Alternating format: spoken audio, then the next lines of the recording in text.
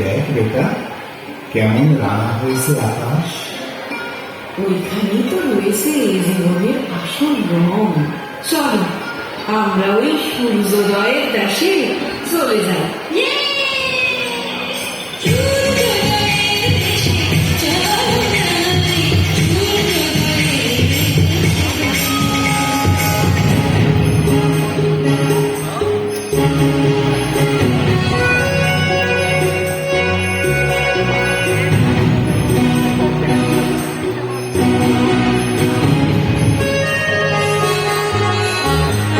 বাংলার গীতটাই যে বড় শক্ত রে বল।